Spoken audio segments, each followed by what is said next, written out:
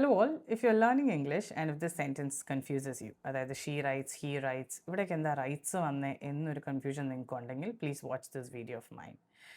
Now, the video talks about subject-verb agreement, and as an introduction, let's learn a few things right now. So, ഏതൊരു സെൻറ്റൻസിനെയും grammatically നമ്മൾ ഇങ്ങനെ ഈ point of വ്യൂവിൽ analyse ചെയ്യണമെങ്കിൽ ആദ്യം ആ സെൻറ്റൻസിൽ നമ്മൾ വേർബ് എന്താണെന്ന് കണ്ടുപിടിക്കണം, അതായത് ക്രിയ കണ്ടുപിടിക്കണം. രാമ കിൽഡ് രാവണ, അതിൽ ക്രിയ ആക്ഷൻ ഏതാ ക്രിയ? കിൽഡ് ആണ് നമ്മുടെ ക്രിയ, അതാണ് ആക്ഷൻ, അതാണ് നമ്മുടെ വേർബ്. അപ്പോൾ ഏതൊരു സെൻറ്റൻസിലായുമ്പോൾ നമ്മൾ വേർബിനെ കണ്ടുപിടിക്കണം. പിന്നെ നമ്മൾ വേർബിനോട് ചോദ്യം ചോദിക്കണം, ഹൂ കിൽഡ് അല്ലെങ്കിൽ what. So who or what എന്നാണ് നമ്മൾ നോർമലി ചോദിക്കുക വേർബിനോട്.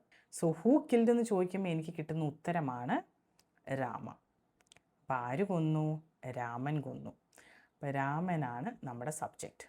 പിടിച്ചു. സോ ആദ്യമേ നമ്മൾ വേർബിനെ കണ്ടുപിടിക്കും, പിന്നെ നമ്മൾ വേർബിനോട് ചോദ്യം ചോദിച്ച്, അതായത് ഹൂ ഓർ വാട്ട് എന്ന ചോദ്യം ചോദിച്ച് നമ്മൾ സബ്ജക്റ്റിനെ കണ്ടുപിടിക്കും, അല്ലേ? അത്രയും സംഭവമായി. സോ അങ്ങനെ നമുക്ക് വേർബിനെയും കിട്ടി, സബ്ജക്റ്റിനെയും കിട്ടി. ഇനി ഈ പാടെല്ലാം കഴിച്ച് നമ്മൾ എന്തിനു ഈ സബ്ജക്റ്റിനെയും വേർബിനെയൊക്കെ കണ്ടുപിടിച്ചേ?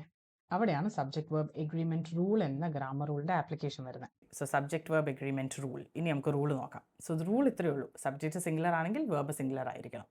സബ്ജക്റ്റ് പ്ലൂറൽ ആണെങ്കിൽ വേർബും പ്ലൂറൽ ആയിരിക്കണം.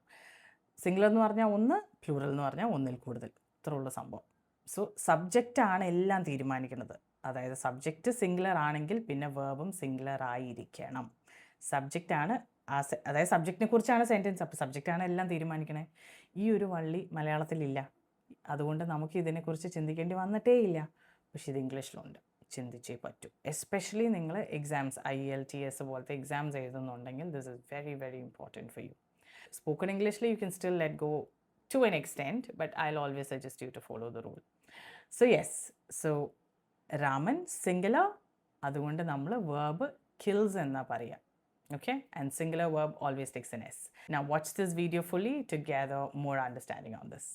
ഇനി നിങ്ങൾക്ക് ഇംഗ്ലീഷ് പഠിക്കാൻ കൂടുതൽ ഹെൽപ്പ് വേണമെങ്കിൽ എൻ്റെ 1-on-1 സെഷൻസിന് ചേരുക. ഞാൻ ഡീറ്റെയിൽസ് ഡിസ്ക്രിപ്ഷൻ ബോക്സിൽ കൊടുക്കാം. Thank you.